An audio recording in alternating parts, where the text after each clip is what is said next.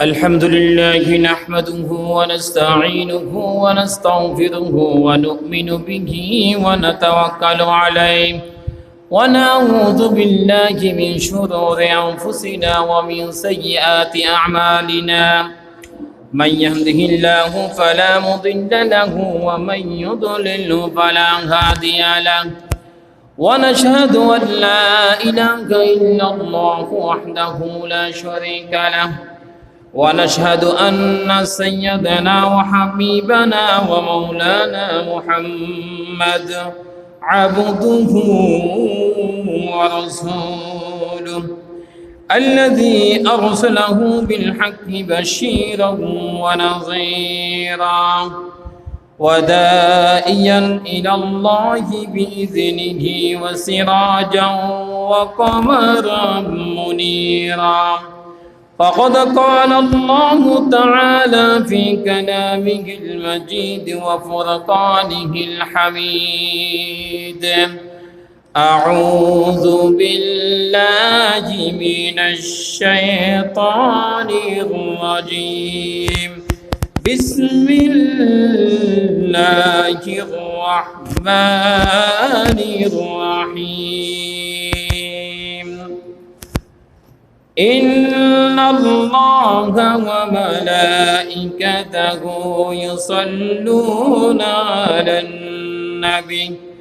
يا أيها الذين آمنوا صلوا عليه وسلموا تسليما اللهم صل على مولانا محمد وعلى آل سيدنا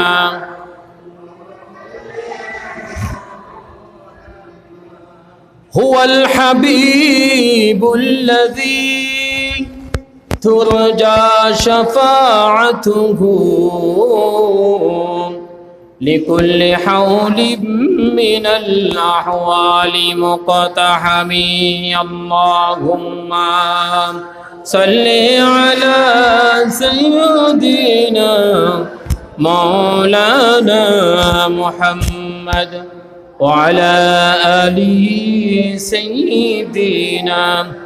مولانا بلغ العلا بكماله كشف الدجى بجماله حسنت جميع خصاله صلوا عليه وآله সম্মানিত মুসল্লিয়ান কিরাম মাইকের আওয়াজ যতটুকু শোনা যাচ্ছে আবারও আলোচনার শুরুতে আপনাদেরকে অন্তঃস্থল থেকে মোবারকবাদ এবং সালাম দিচ্ছি আসসালামু আলাইকুম ওয়া রাহমাতুল্লাহি ওয়া বারাকাতুহু আল্লাহ সুবহানাহু ওয়া তাআলার দরবারে লক্ষ কোটি শুকরিয়া আদায় করছি যে আল্লাহ সুবহানাহু ওয়া তাআলা আমাদেরকে আল্লাহর ঘর মসজিদে আসার জন্য বসার জন্য তৌফিক দিয়েছেন রব্বুল আলামিনের দরবারে শুকরিয়া আদায় পড়ছি আলহামদুলিল্লাহ লক্ষ কোটি দরুদ এবং সালাম পেশ করছি সর্বকালের সর্বশ্রেষ্ঠ রাসূল রাহমাতুল লিল আলামিন আশরাফুল আম্বিয়া নবী মুহাম্মদুর রাসূলুল্লাহ সাল্লাল্লাহু আলাইহি ওয়াসাল্লামের শানে দোয়া এবং মাগফিরাত কামনা করছি বদর থেকে শুরু করে এই সময় পর্যন্ত যারা আল্লাহর দ্বীনের জন্য ইসলামের জন্য শহীদ হয়েছেন আল্লাহ পাক তাদের গুনাহগুলি মাফ করে দিয়ে তাদেরকে জান্নাতের উচ্চ আলা মাকাম দান করেন সকলে পড়ছি আমিন সম্মানিত হাজিরিন এই মাসটি হচ্ছে জিলকদ মাস আমরা শেষের দিকে চলে আসতেছি আজকে মনে হয় 28 তারিখ তো আমরা কিছু এই ব্যাপারে আলোচনা করব প্রত্যেকটি একটা বিষয়ের মধ্যে অনেকগুলি আমরা আজকাল যে আলোচনাটা করব সেটা হচ্ছে আল্লাহর পরিচয় এবং আল্লাহ তাআলা নবীদেরকে কি জন্য পাঠিয়েছেন এই পাঠানোর কারণটা কি এই ব্যাপারে কিছু আলোচনা করার জন্য চেষ্টা করব ওয়া মা তৌফিক ইল্লা বিল্লাহ আল্লাহ সুবহানাহু ওয়া তাআলা বললেন وَلَقَدْ بَعَثْنَا فِي كُلِّ أُمَّةٍ رَسُولًا أَنِ اعْبُدُوا اللَّهَ وَاجْتَنِبُوا الطَّاغُوتَ فَمِنْهُمْ مَنْ هَدَى اللَّهُ وَمِنْهُمْ مَنْ حَقَّتْ عَلَيْهِمُ الضَّلَالَةُ আল্লাহ সুবহানাহু ওয়া তাআলা বললেন, আমার বান্দারা, প্রত্যেক সম্প্রদায়ের জন্য, প্রত্যেক কওমের জন্য, প্রত্যেক জাতির জন্য, যেই সময় যেই জাতিটাকে দুনিয়ার মধ্যে আমি পাঠিয়েছি, প্রত্যেকটি জাতির জন্য আমি রসুল পাঠিয়েছি, রসুল পাঠিয়েছি। তোমরা একে আল্লাহর ইবাদত করো এবং মূর্তি পূজা থেকে বিরত থাকো, অথবা তাদের মধ্য হতে কাউকে আল্লাহ তাআলা হেদায়েত দান করেছেন আর কাউকে গুমরাহির মধ্যে রেখেছেন। এখানে তিনটা কথা। এক নম্বর হচ্ছে আল্লাহ তাআলা নবী পাঠিয়েছেন মানুষদেরকে দাওয়াত দেওয়ার জন্য। দাওয়াত দিয়েছেন, কেউ